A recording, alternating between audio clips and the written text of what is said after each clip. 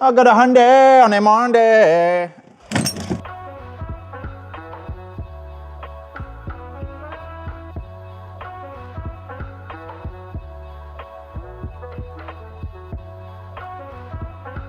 Welcome to another Forge Motorsport installation video. Today in the workshop we have the I30N Gen 2. The customer, Tom, who's bought his lovely new I30N in for a host of Forge Motorsport products, is a returning customer. We did pretty much the same installation on his Gen 1 and now we're going to do the same again on his Gen 2. So to start off, we are going to be installing FM INT27, which is our front mount intercooler for the I30N Gen 2. Very similar to our INT15, works really well on this vehicle, even slightly better again with a bigger turbo on it now.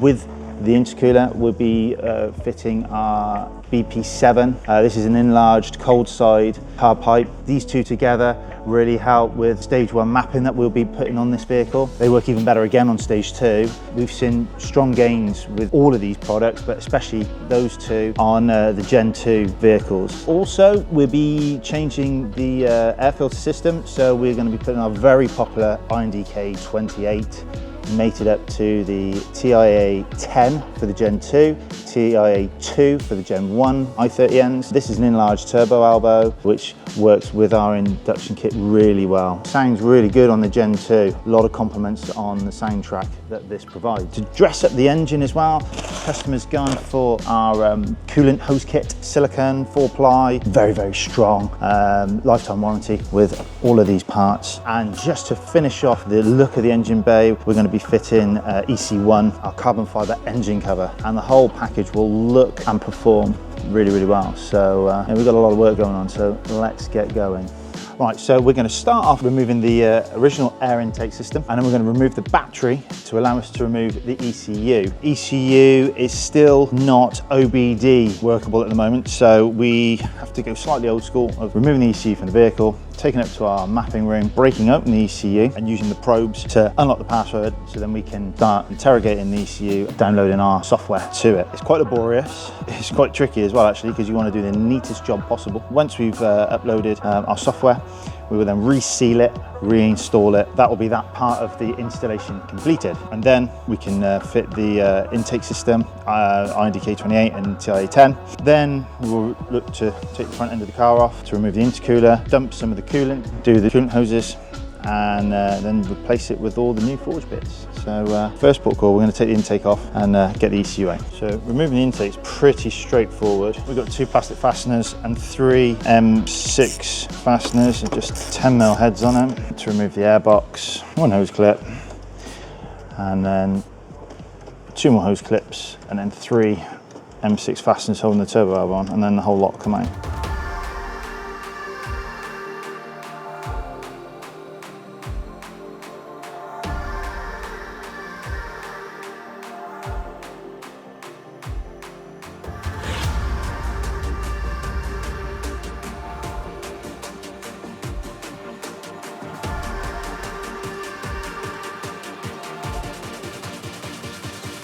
This is ECU now removed from the vehicle. We will undo these 4 fasteners here, take the bracket off, and pull back these tabs around the ECU and then part the back, so then we can access the PCB board and start our work with changing the software.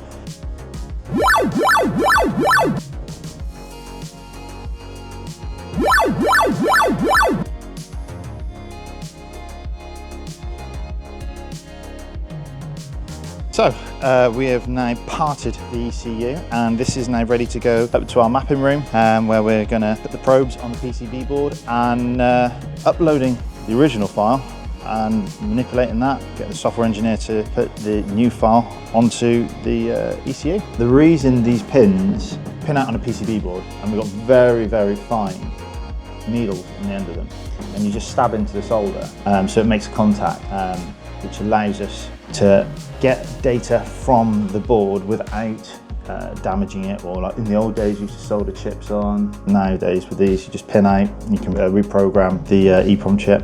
And the ECU is now ready to read the OE file on here. You check once, check twice, make sure all the connections are correct and are good. And then the final before we go is then we put power to our flash reader, and we will identify this issue.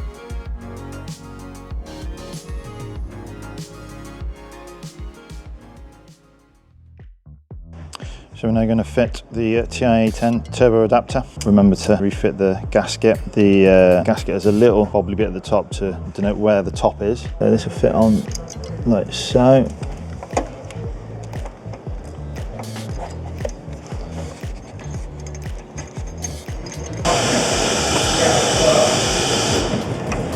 The silicone hose now is going to go onto our machine turbo adapter, but see the difference here. There's a corking gain in internal diameter on the two components. Yeah, this really does help with getting air into that turbocharger. Whoa. Louder. Whoa. Oh. They're going to think you're mental.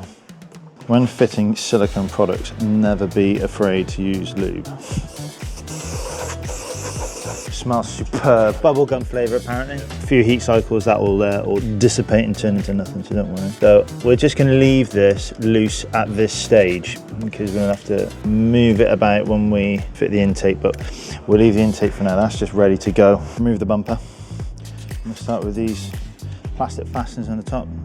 So flat blade screwdriver will suffice. So now we need to raise the vehicle up in the air, and we've got 3 plastic fasteners holding the inner splash guard, and also 1 8mm fastener holding the top of the bumper to the wing. So we need to move those on both sides. So on the underside of the vehicle, we now need to remove the under tray. We've got 7 M6 fasteners to remove, so that's the next job. There's a plug on the inside of it. Right, let's unplug that first. So just disconnect that plug for the sensors on the front. Remove the bumper from the vehicle. It's always best to have 2 people really to do this. So that's the bumper off.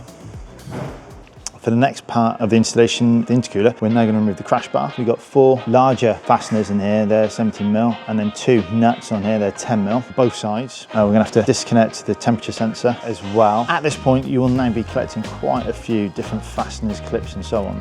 So, top tip, get yourself a bit of cardboard and mark out the areas of the vehicle where you're taking said fastener from, and just place them in there. This is vital if you've got a memory like mine.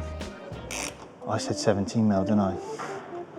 17mm, and they're not 17mm, they're 12mm. Can we edit that bit where I've said it's 17mm? No, just say here. It's not. Just say, okay, well, just say here, yeah, Yes, okay, just yes. a mistake. It was a mistake, yes, it's not, these fasteners aren't actually 17mm, 12mm. It's even got 12mm written on the bolt. Right, so remove all the fasteners. We can now remove the crash bar nice and gently. Out she comes. We're going to have to get the grinder out, and we're going to cut this off here on the welds there, clean it up, and then spray paint it black afterwards to protect it. I'm going to remove the sensor before that though, so this will allow the crash bar to fit over the Forge intercooler.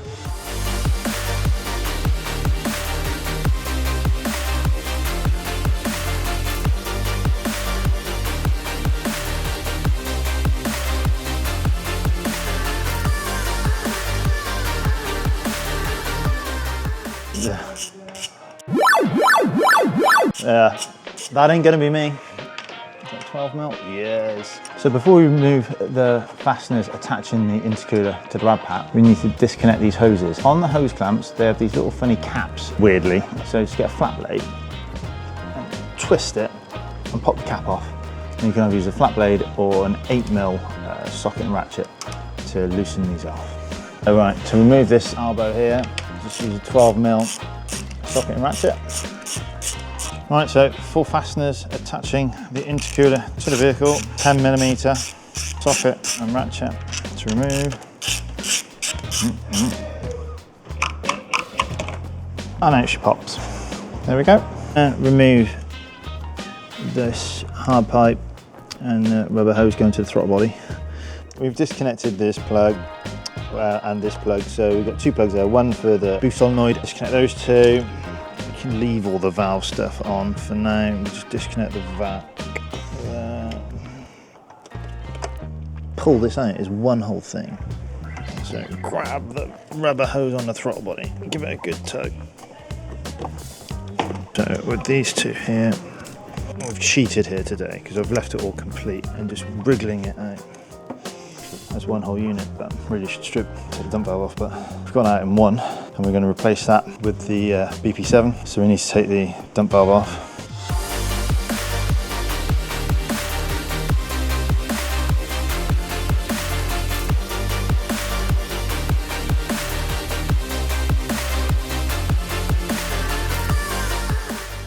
Oh, now we got it going on. Going on like Donkey Kong now. You can get my hand in there a bit better. Ah, and it's spinning round. Come on, there we go. Ah, there we are. Attaching the hot side boost hose. Good. Just come out. Oh, but the swages on these pipes are so big. You really got to loosen them up. But there we go. Right, so before we fit up the rest of the intercooler, BP7, ECU and the intake, we're now going to take the opportunity to fit the coolant hoses, a job I love and enjoy. It's quite messy. They're a little bit tricky to install, but we're going to go through it hose by hose, so you'll get to see which hose goes where. Just remember, bucket underneath the car to try and catch as much as the antifreeze as you can, otherwise you're going to get wet boots. So we're going to start with this hose here first, and then we disconnect here, 2 fasteners, and then do this hose down there. Undo the coolant expansion tank, try and relieve any pressure that could be in the system. Also, make sure the car is properly cooled down. Don't do this when it's warm. So good practice when removing anything from the throttle body. Put a glove over the end, or just protect it in some way to make sure no debris can fall into that. So, because we're going to change the coolant hoses next, make sure that any sort of boost hoses have got a cover of some sort, so you can't get any water in there either. Right, so this hose here held on with 2 sprung hose clamps. Hose clamp removal tool, really good purchase, a really good thing to have. And we're just gonna start at the top. This is always gonna be messy, this one. So, these can be quite tough, so a hook tool or a flat blade just to start prizing that off. There we go. This is gonna go in our bucket, which is directly below us. There we go. Right, there we go. Oh, Mr. Bucket, having a disaster.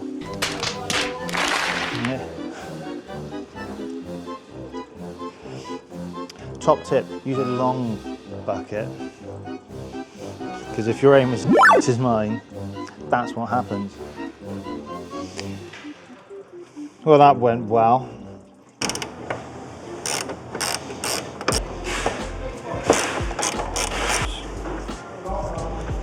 Restart that.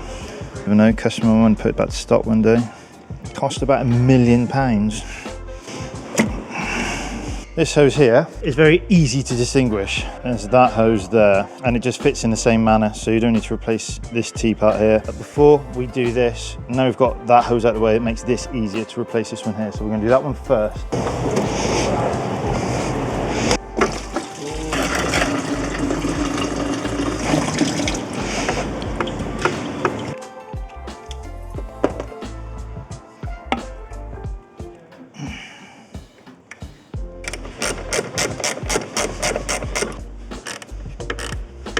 If we quit, we can catch some of this.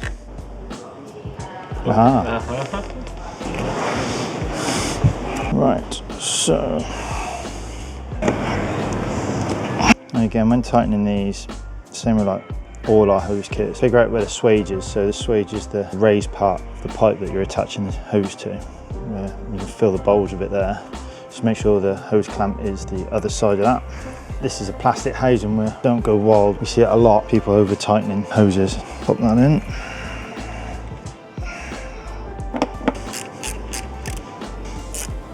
Yes. There we go. That one there. And again, the good thing is easily distinguishable, like that one there. But before we fit that one, we're going to undo the header tank. There's two ways of doing this. You can try and do it in situ, but sometimes it's easier to take the header tank out quickly now. Two fasteners, both 10mm. Undo the hose, clamp on here, disconnect the hose, because then you can get at that hose a bit easier.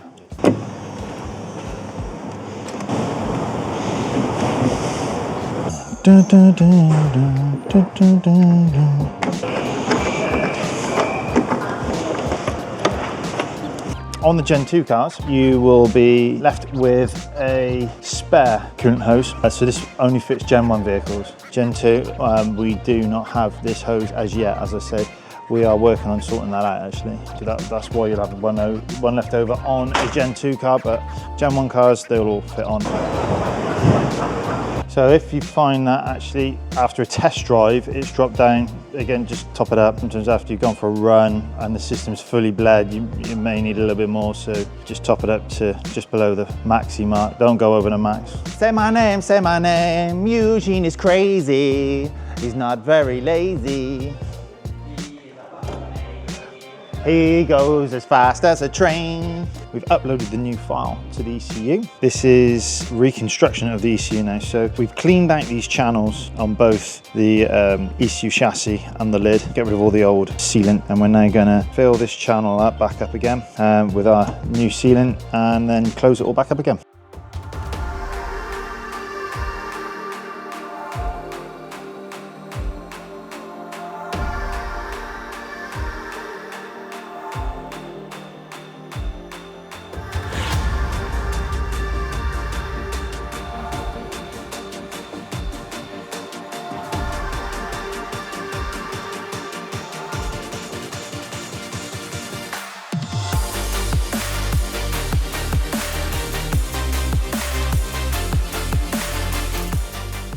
So when fitting INT27, which is very similar to INT15, we have to put a spacer when bolting the intercooler. So first we'll just get all these in hand tight. So we'll just leave this loose for now. I'm going to do all the hoses first, and we'll come back to this and tighten it all up after. There we go.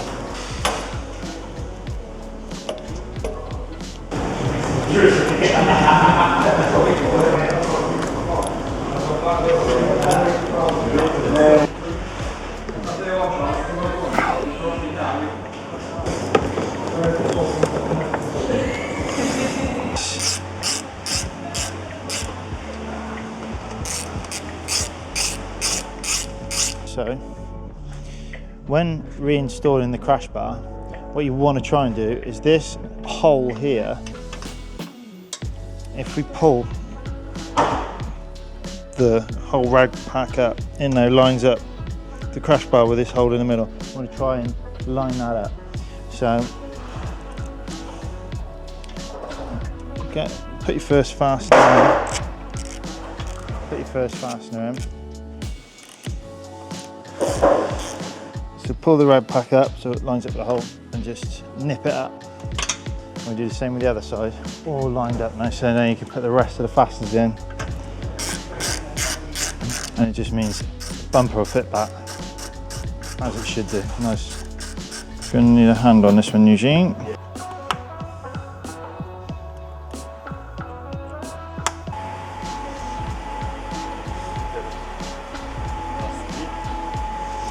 Last, getting to the end now, getting nearer to the end now.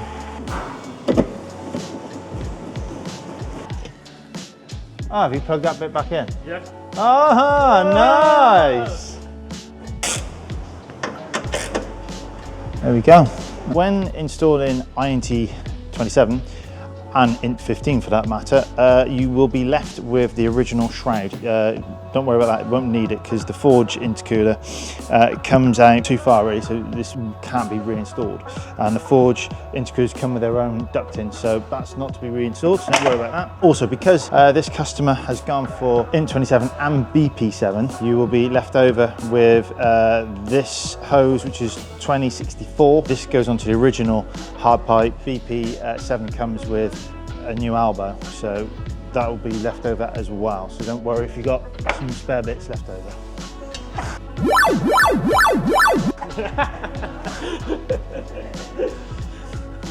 It would be amazing to watch him do a full install on a vehicle. Right, okay, so last bit, I30N 28. First thing we need to do is loosen off this fastener here for the engine cover. So it is just a 10mm spanner, just to crack it off, and then it'll just unscrew by hand. So take that off, pop that down for a second. Again, I30N 28, we're going to have another part which we're not going to use with this kit because customers bought our TI10 enlarged elbow. This is to fit onto the OE turbo elbow, so we're not going to be using that. This pipe goes into the TIA. This can be a bit of a fiddle again. There we go, like a dynamo. I'm also going to take this off the original discharge pipe.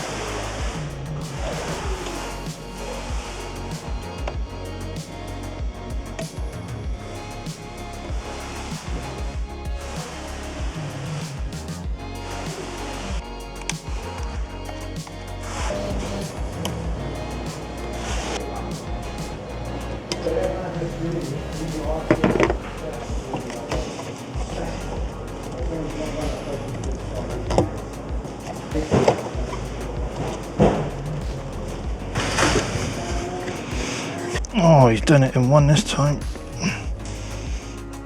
Another thing to note on these with the hose clamp, make sure this side of the hose clamp is facing away from the filter neck, because otherwise it tends to push it off the filter. So, there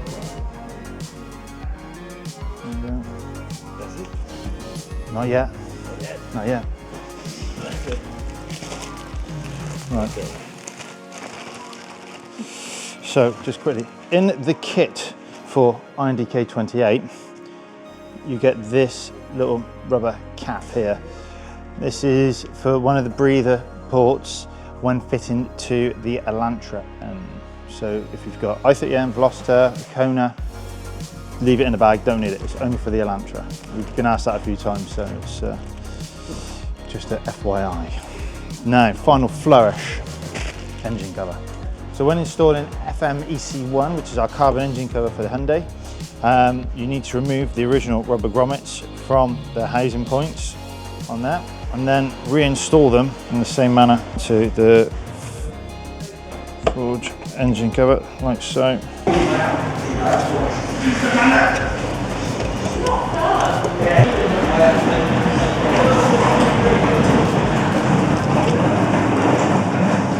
So after any big install of fitting our Forge products, we always take the car out on road test, make sure everything is performing and working like it should do. And also it's a good way of just describing how these modifications have improved what was already a very good car. I mean, the I30N is an absolute cracker of a vehicle out the box, but with these extra modifications done, it really does perform well. I mean, we're now traveling at some miles an hour and it's effortless. The intake not only adding performance, also really does add a nice whooshing sound, so it adds a bit of character to the 4-pot engine. The stock exhaust system on this, they do sound mega, they really do. It's a nice hot day today, it's 24 degrees, which is rare for England. But that's where the intercooler really does work its magic, keeping those IATs down, keeping the performance there. Probably the most noticeable modification we've done today is the ECU calibration. On the road is the only way to describe how well this works.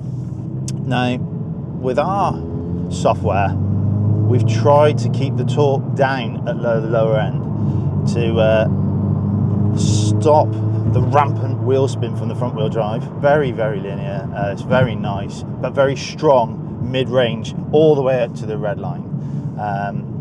It really is very good. It is a cracking bit of kit. DTC gearbox, seamlessly smooth. Handling in these things ain't bad. This is a very complete package now. A very competent package too. I mean, this will give a Golf R a real hard time.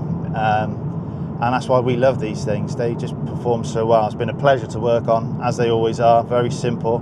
Not only are the Forge products have been designed to give the best performance they can, but we've also tried to design and incorporate in the design a product which you could fit at home, that you don't necessarily have to take to a garage to be installed. Especially like our intake system, anyone with a moderate tool set and a bit of mechanical know-how could install that themselves on their drive. So it's something you could do yourself, or if you want to take to a garage, or bring it to the Forge HQ, book it in to have your Forge parts fitted. It's a service we provide on all products which we sell. Please drop us a line and we can do that. Yeah, hopefully the customer, Tom, will be happy with it. He should be. Second time he's bought, this is the second I30N he's bought to us for the exact same package again. So yeah, I hope the customer will be happy, because we are.